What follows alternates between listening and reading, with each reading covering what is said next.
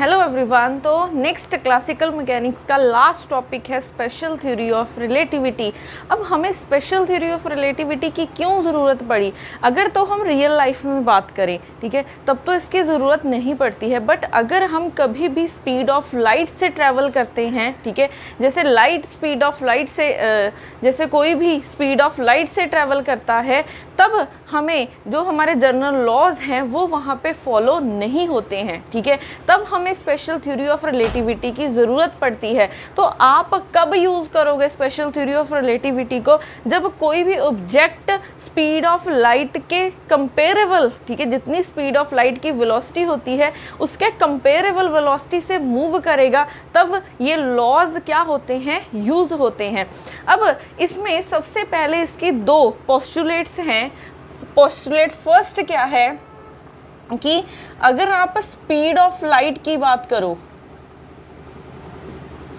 Speed of light, मैं velocity की बात नहीं कर रही हूं, मैं स्पीड की बात कर रही हूं। तो जो स्पीड ऑफ लाइट है is same in all inertial frames. तो स्पीड ऑफ लाइट सेम रहेगी सभी इनर्शियल फ्रेम्स में। ये फर्स्ट पोस्टुलेट है इसकी। सेकंड क्या है, जो लॉज हैं, laws of physics is same in all inertial frames. जो फिजिक्स के लॉज हैं वो सभी इनर्शियल फ्रेम्स में सेम रहेंगे, बट फिजिकल क्वांटिटीज चेंज हो सकती हैं। फिजिकल क्वांटिटीज चेंज हो सकती हैं, ठीक है। अब यहाँ पे फिजिकल क्वांटिटीज़ मीन्स जैसे मास है, वेलोसिटी है, मोमेंटम है, एनर्जी है, ठीक है, ये सारी फिजिकल क्वांटिटीज़ चेंज हो सकती हैं, बट जो लॉज हैं फिजिक्स के वो चेंज नहीं होंगे। अब यहाँ पे मैंने एक वर्ड लिखा है इनर्शियल फ्रेम। अब ये इनर्शियल फ्रेम क्या है? हमें न्यूटन्स के 3 लॉ पता है, ठीक है। फर्स्ट लॉ क्या होता है न्यूटन का, जिसे हम लॉ ऑफ इनर्शिया भी बोलते हैं। इनर्शिया ही क्या होता है कि ये हमारी बॉडी की प्रॉपर्टी है। अगर वो रेस्ट पे है तो रेस्ट पे रहेगी, अगर मोशन में है तो मोशन में रहेगी, जब तक हम उस पर कोई फोर्स अप्लाई नहीं कर देते। तो ये न्यूटन का सेकेंड लॉ है, न्यूटन का फर्स्ट लॉ है। न्यूटन का सेकेंड लॉ क्या है? जो फोर्स है, ठीक है, वो फोर्स किसके इक्वल होती है? चेंज इन मोमेंटम के, या फिर हम इसको ma भी लिख देते हैं, ठीक है। थर्ड लॉ क्या होता है न्यूटन का? Every action has equal and opposite reaction, ठीक है। तो ये 3 लॉज तो आप पढ़ चुके हैं, ठीक है, +1 +2 में ही पढ़ते हैं इनको। अब हमारे पास इनर्शियल फ्रेम क्या है? वो फ्रेम, ठीक है, वो फ्रेम जिसमें ये न्यूटन्स के 3 लॉ ओबे करते हैं, ठीक है, जिसमें ये न्यूटन्स के 3 लॉ ओबे करते हैं, उसको हम बोलते हैं इनर्शियल फ्रेम। और जो ये इनर्शियल फ्रेम होते हैं ये नॉन एक्सेलरेटेड फ्रेम्स होते हैं, ठीक है, नॉन एक्सेलरेटेड फ्रेम्स होते हैं। नॉन एक्सेलरेटेड फ्रेम्स का क्या मतलब है कि यहाँ पे एक्सेलरेशन ज़ीरो, एक्सेलरेशन कांस्टेंट होगी, ठीक है, एक्सेलरेशन कांस्टेंट होगी, या फिर आप ऐसा बोल सकते हो वेलोसिटी क्या होगी? कांस्टेंट होगी, ठीक है। ऐसे फ्रेम्स जिसमें जो फ्रेम्स मूव कर रहे हैं वो कांस्टेंट वेलोसिटी से मूव कर रहे हैं, जब पार्टिकल्स मूव कर रहे हैं वो कांस्टेंट वेलोसिटी से कर रहे हैं, तब आप उस फ्रेम को क्या बोलोगे? Inertial frame. तो इनर्शियल फ्रेम क्या होते हैं? नॉन एक्सेलरेटेड फ्रेम्स होते हैं, ठीक है। तो ये कुछ अजम्पशंस थी, ठीक है, स्पेशल थ्योरी ऑफ रिलेटिविटी में, तो इसका ध्यान रखना है। तो बस फर्स्ट में ध्यान रखना, मैं वेलोसिटी की बात नहीं कर रही हूँ, मैं स्पीड की बात कर रही हूँ कि लाइट की स्पीड सभी इनर्शियल फ्रेम्स में क्या रहेगी? सेम रहेगी।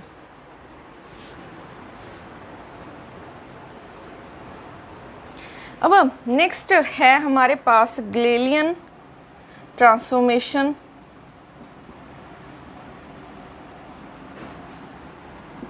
अब सपोज कर लो ये एक फ्रेम है, ठीक है, ये एस फ्रेम है, ये एक्स है, वाई है, ये जेड है। एक फ्रेम है, ठीक है, एक और फ्रेम है एस डैश, इसके कोऑर्डिनेट हो जाएंगे x dash, Y dash, Z dash, और ये वी वेलोसिटी से मूव कर रहा है विद रिस्पेक्ट टू दिस, ठीक है। ये कोई ऑब्जर्वर यहाँ पे खड़ा है, कोई ऑब्जर्वर यहाँ पे खड़ा है, ये देख रहा है कि ये फ्रेम क्या है, वी वेलोसिटी से एक्स डायरेक्शन की तरफ मूव कर रहा है। अब अगर हम यहाँ पे देखें, इसको हम थोड़ा सा यहाँ पे बनाते हैं,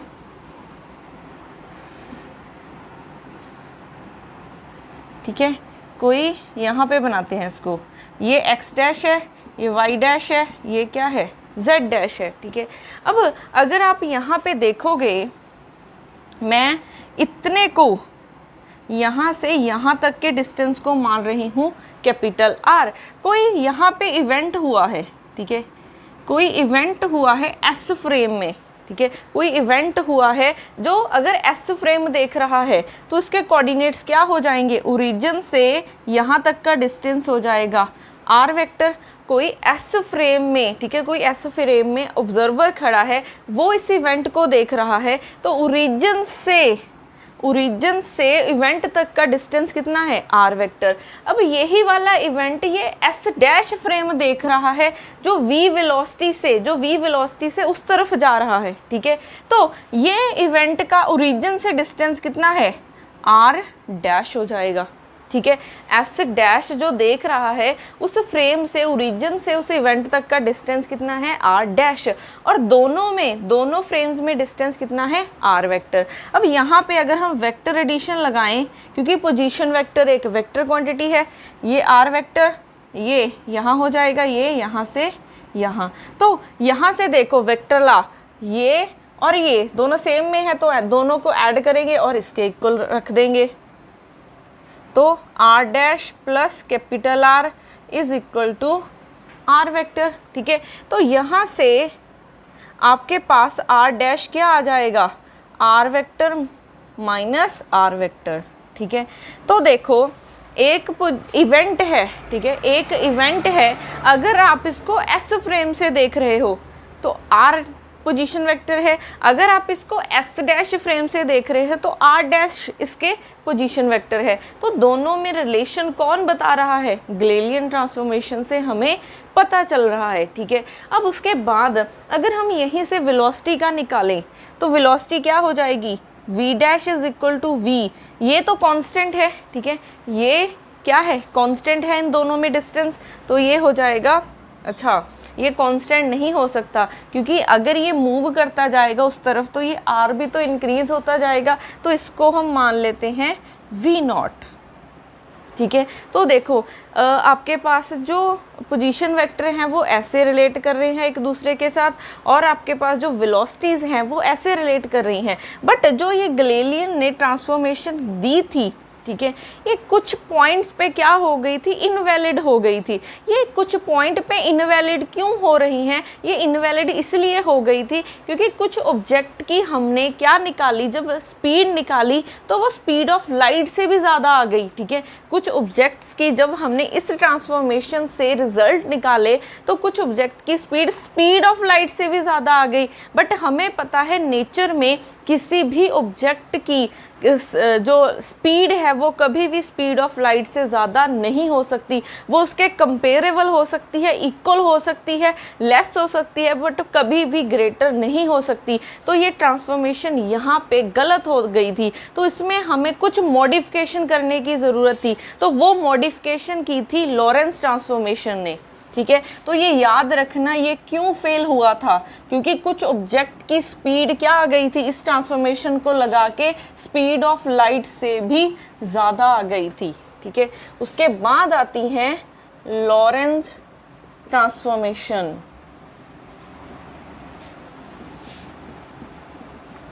तो ये देखो ट्रांसफॉर्मेशन क्या है, आपके पास एक्स डैश, ठीक है, इसको दोबारा बनाते हैं,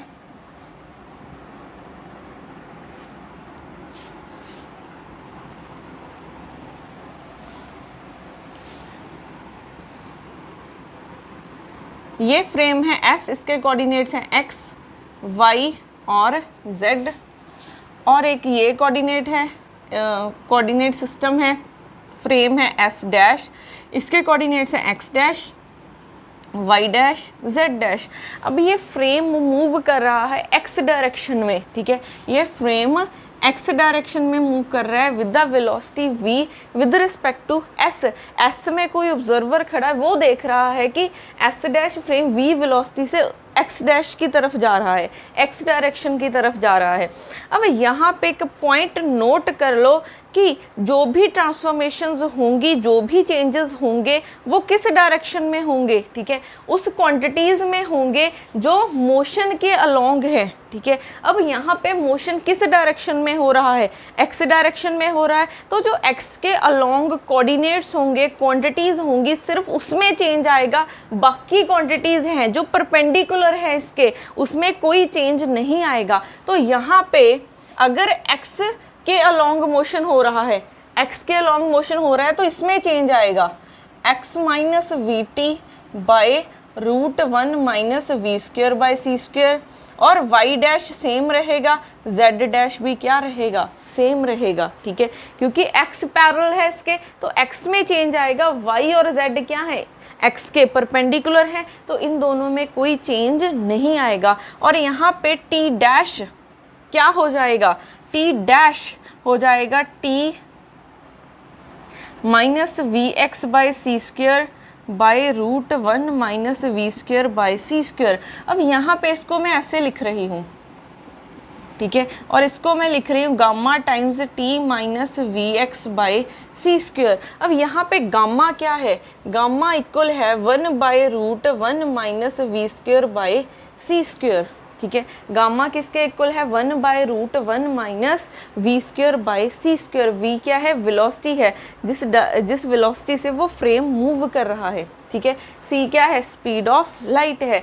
अब यहाँ पे देखो कोई इवेंट हुआ यहाँ पे, ठीक है, इसका अगर s देख रहा है तो कोऑर्डिनेट x y z और t हैं।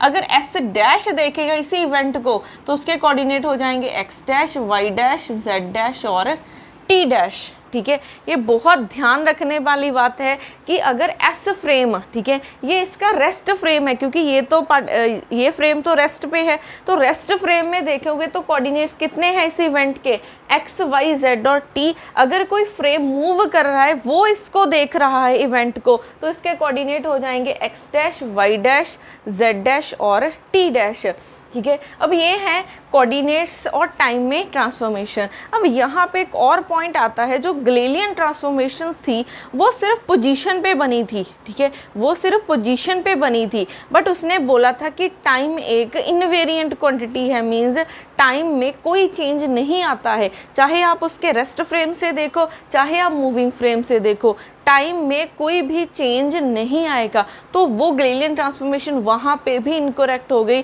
क्योंकि टाइम डायलेशन भी होती है। अगर कोई क्लॉक स्पीड ऑफ लाइट से ट्रैवल करेगी तो वहाँ पे टाइम डायलेशन भी होगी, तो गैलीलियन ट्रांसफॉर्मेशन वहाँ पे भी फेल हुई थी। तो उसकी दो लिमिटेशंस थी, उसकी वजह से हमें उसमें मॉडिफिकेशन करनी पड़ी, वो थी लॉरेंस ट्रांसफॉर्मेशन ने मॉडिफिकेशन की। तो इसमें कोऑर्डिनेट्स में ट्रांसफॉर्मेशन होती है और टाइम में भी ट्रांसफॉर्मेशन होती हैं, ठीक है।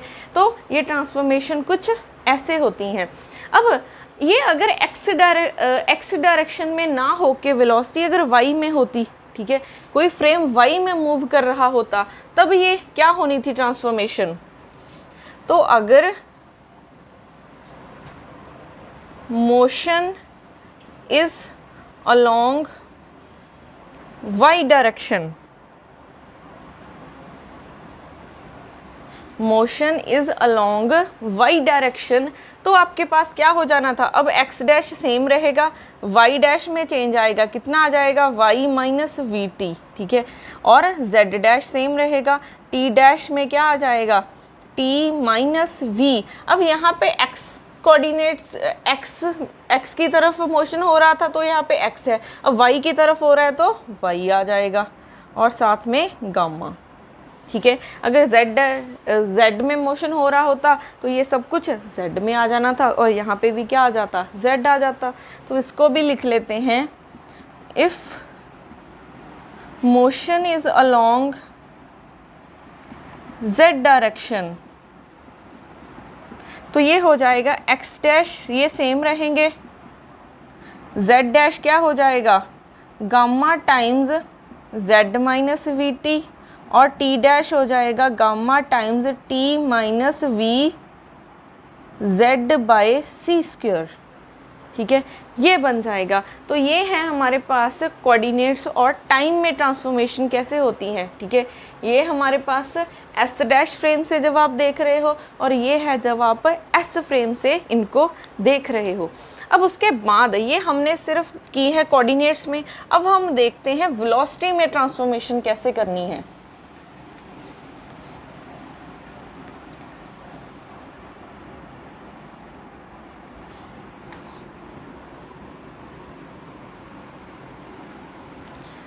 उसके बाद अगर हम वेलोसिटी में ट्रांसफॉर्मेशन देखें, अगर मोशन सिर्फ वन डायमेंशन में हो रहा है, if motion is along one dimension, ठीक है, अगर कोई भी अगर फ्रेम मूव कर रहा है, चाहे पार्टिकल मूव कर रहा है, जो मोशन है वो सिर्फ वन डायमेंशन में हो रहा है, ठीक है, सिर्फ वन डायमेंशन में हो रहा है, तब वेलोसिटी में ट्रांसफॉर्मेशन कैसे होती हैं। तो इसका आपने एक फॉर्मूला याद रखना है। वो फॉर्मूला क्या है, VAB। ठीक है, कभी भी अगर आपने फॉर्मूला लगाना है तो आपको तीन चीज़ें पता होनी चाहिए, तीन ऑब्जर्वर पता होने चाहिए। ठीक है, ABC, हमारे पास तीन ऑब्जर्वर हैं, तो AB यहाँ पे आ जाएगा। A के साथ आपने लिखना है थर्ड क्वांटिटी क्या है। ठीक है, तो आपने फॉर्मूला पहले याद करो, फिर कैसे अप्लाई करना है वो भी सिखाऊंगी। ठीक है, आपके पास तीन ऑब्जर्वर हैं A, B और C। यहाँ पे VAB का क्या मतलब है, velocity of A with respect to V। ठीक है, ये क्या है, velocity of A with respect to B। ठीक है, अब ये फॉर्मूलेज कहाँ पे अप्लाई होते हैं, ये फॉर्मूले अप्लाई होते हैं जब हमारे पास ऑब्जर्वर भी मूव कर रहा हो और ऑब्जेक्ट भी मूव कर रहा हो। ठीक है, जैसे यहाँ पे कोई ऑब्जेक्ट भी मूव कर रहा है और ये फ्रेम भी मूव कर रहा है। ठीक है, तब ये वाले फॉर्मूले अप्लाई करते हैं जब आपने देखना हो रिलेटिव मोशन देखना हो। ठीक है, तो VAB का क्या मतलब है कि वेलोसिटी ऑफ A कौन देख रहा है, B देख रहा है विद रिस्पेक्ट टू B।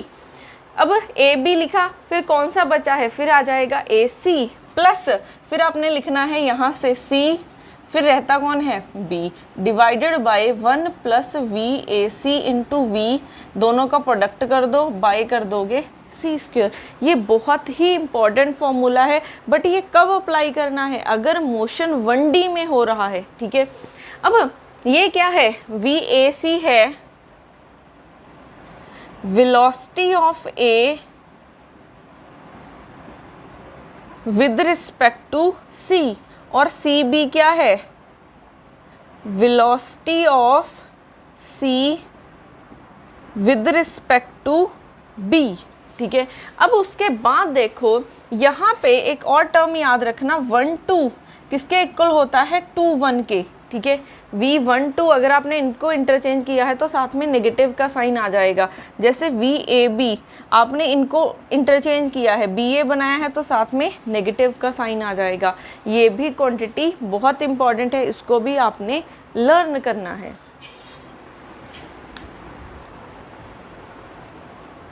अब उसके बाद देखो, अगर मोशन 1D में या फिर 2D में, ठीक है, अगर motion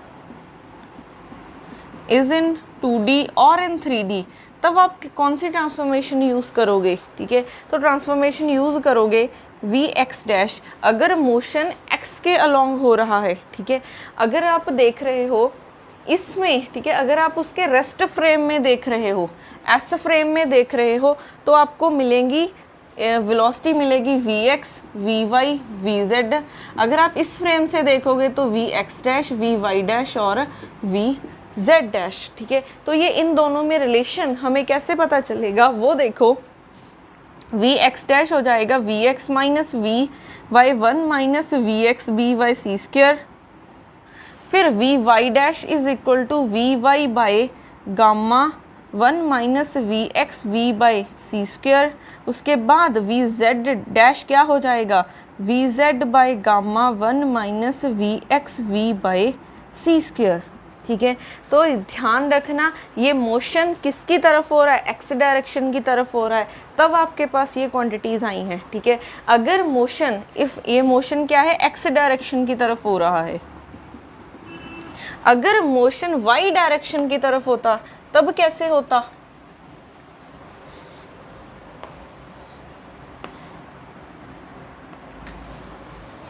if motion is along y direction, अगर वाई डायरेक्शन की तरफ मोशन हो रहा है तो वी एक्स डैश हो जाएगा v x by gamma 1 minus v x v y v by c square. यहाँ पे v y dash is equal to v y minus v by 1 minus v by c square. V z dash क्या हो जाएगा, similarly v z by gamma 1 minus v by c square. अगर motion z direction की तरफ हो, ठीक है, अगर जेड डायरेक्शन की तरफ मोशन होता है तब आपके पास क्या आ जाएगा, वी एक्स वी वाई और वी जेड, ये हो जाएगा v z minus v 1 minus v z v by c square, ये हो जाएगा v x by gamma 1 minus v z v by c square, v by gamma 1 minus v z v by c square. ठीक है, तो ये terms हैं। ठीक है, ये आपको याद होनी चाहिए, अगर मोशन 1D में है तो क्या होएगा और मोशन 2D में है तो क्या होगा। अब इसके रिलेटेड कुछ एग्जांपल्स करते हैं, उनसे आपको ये फॉर्मूले थोड़े से इजी लगने स्टार्ट हो जाएंगे।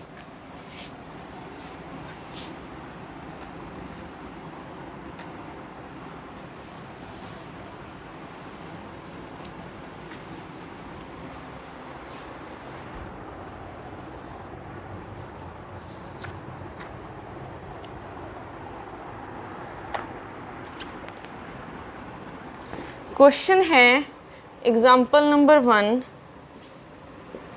an electron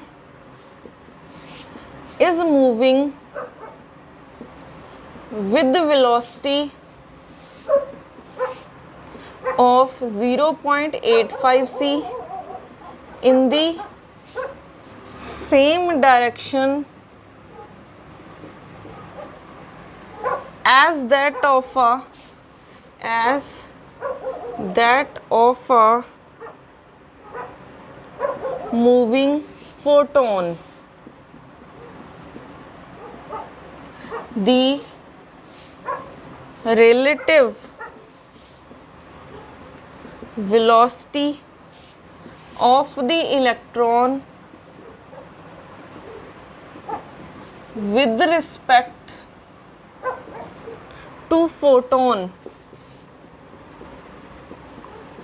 is, ऑप्शंस हैं सी, बी ऑप्शन है माइनस सी, सी ऑप्शन है 0.15 सी और डी ऑप्शन है माइनस 0.15 सी। तो यहाँ पे हमारे पास क्या है, उन्होंने कहा है electron is moving with the velocity this in the same direction as that of moving a photon. ठीक है, अब यहाँ पे देखो फोटोन इस डायरेक्शन में मूव कर रहा है, फोटोन की स्पीड कितनी होती है c। ठीक है, और उसी डायरेक्शन में इलेक्ट्रॉन मूव कर रहा है, किस वेलोसिटी से, 0.85 c। ये फोटोन की है और ये इलेक्ट्रॉन की है, और हमें पूछा है the relative velocity of electron with respect to photon, हमें पूछी है इलेक्ट्रॉन की velocity with respect to photon. ठीक है, अब ये दोनों सेम डायरेक्शन में मूव कर रहे हैं तो हम यहाँ पे 1D वाला फॉर्मूला लगा सकते हैं जब सेम डायरेक्शन में हो। ठीक है, मोशन सभी का। अब यहाँ पे एक फोटोन है एक इलेक्ट्रॉन है, बट थर्ड क्वांटिटी हमें चाहिए, थर्ड क्या हो जाएगा, ग्राउंड। ठीक है, तो ये वेलोसिटी है ग्राउंड के विद रिस्पेक्ट, ये हो जाएगी ग्राउंड के विद रिस्पेक्ट। तो हमने ये फाइंड करना है, तो यहाँ से ही फॉर्मूला बना लो, ठीक है। फॉर्मूला रिवाइज करवा देती हूँ। फॉर्मूला क्या था, VAB इज इक्वल टू, पहले थर्ड क्वांटिटी AC आ जाएगा, फिर VCB 1 plus VAC into VCB by C², यही किया था हमने फॉर्मूला। अब यहाँ पे थर्ड क्वांटिटी है ग्राउंड, तो E का G के साथ प्लस फिर G का P के साथ divided by 1 plus PEG PGP by C², ठीक है। अब यहाँ पे देखो हमें EG पता है बट GP नहीं पता है, PG पता है, तो हम लिख सकते हैं GP को माइनस ऑफ PG, ठीक है। तो ये फॉर्मूला देखो क्या बन गया, PEG minus PG by 1 minus EG PG by C², ठीक है, यही बन जाएगा। अब सिर्फ आपने वैल्यूज पुट करनी है। तो EG 0.85C माइनस इसकी है C divided by 1 minus 0.85C, यहाँ पे C बाय C², ठीक है।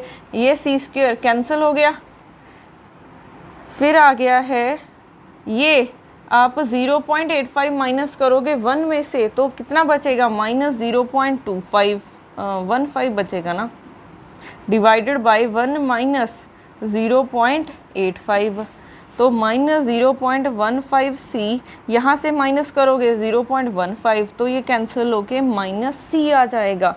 तो velocity of electron with respect to photon कितनी आ गई है, माइनस C आ गई है। तो ऐसे हमने फॉर्मूला अप्लाई करना है, ठीक है।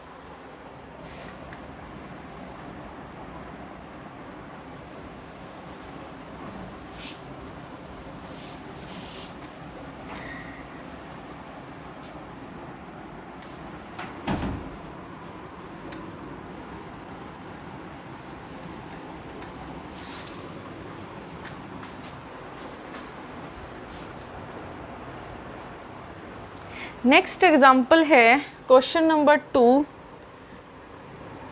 Consider 3 inertial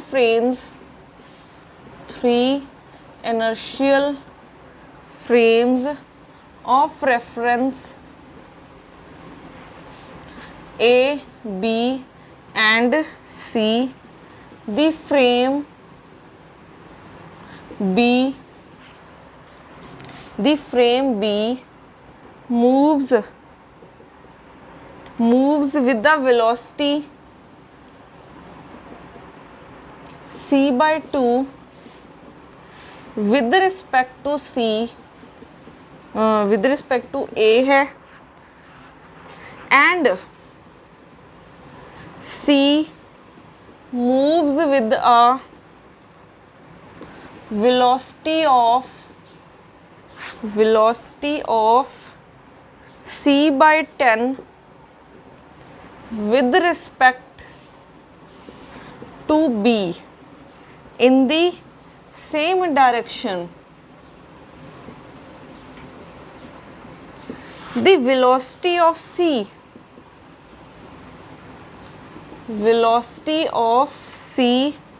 as measured in A is, options हैं 3c/7, ऑप्शन B है 4c/7, ऑप्शन C है c/7 और ऑप्शन D है √3c/7।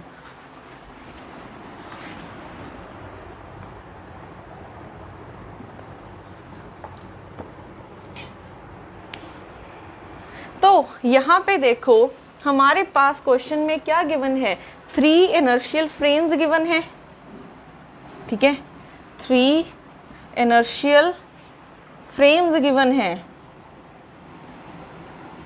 एक A फ्रेम है, एक B फ्रेम है और एक हो जाएगा C फ्रेम, ठीक है। अब देखो क्या क्या गिवन है, उन्होंने कहा है दी फ्रेम B मूव कर रहा है with the velocity c/2 with respect to A। तो ये c/2 वेलोसिटी से जा रहा है, तो velocity of b with respect to कितना गिवन है a, तो ये गिवन है c/2 और c मूव कर रहा है with the velocity c/10, c move कर रहा है c/10 वेलोसिटी से विद रिस्पेक्ट टू b, तो velocity of c with respect to b कितनी हो जाएगी c/10 हो जाएगी। और हमें पूछा इन दी सेम डायरेक्शन, ठीक है, दोनों क्या है सेम डायरेक्शन में है। उन्होंने पूछा है the velocity of c as measured in a, तो वेलोसिटी ऑफ c पूछा है विद रिस्पेक्ट टू a, ठीक है, a कितनी देखेगा इसकी, इस वाले फ्रेम की वेलोसिटी हमें वो फाइंड करनी है। अब यहाँ पे मोशन हो रहा है सेम डायरेक्शन में, तो हम 1D वाला फॉर्मूला लगा सकते हैं। तो यहाँ पे v हमने ca फाइंड करना है, तो थर्ड क्वांटिटी क्या है a b c, तीन तो है ही, c यहाँ पे हो जाएगा b प्लस फिर b और a divided by 1 plus v c b v a divided by c square. अब अगर आप देखोगे क्या हमें दोनों की वैल्यूज़ पता हैं, b v a भी पता है, c b भी पता है, सिर्फ डायरेक्ट वैल्यूज़ पुट करनी है, c/2 plus c/10 by 1 plus c/2 c/10 into 1 by c square, ठीक है।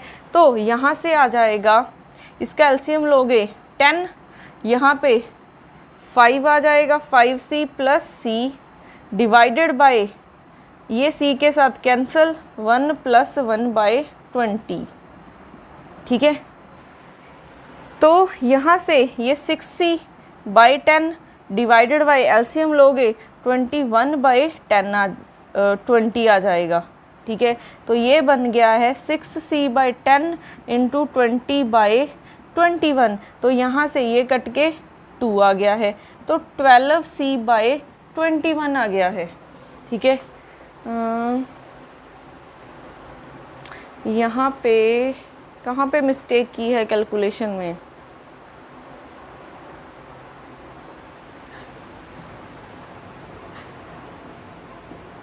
तो हमारे पास यहाँ पे ये 3 पे कैंसिल हो जाएगा 4 और यहाँ पे 7, तो 4c/7 आ जाएगा, ठीक है। तो यहाँ से ऑप्शन बी क्या आ जाएगा, करेक्ट आ जाएगा। तो ऐसे हम फॉर्मूले को यूज़ करते हैं।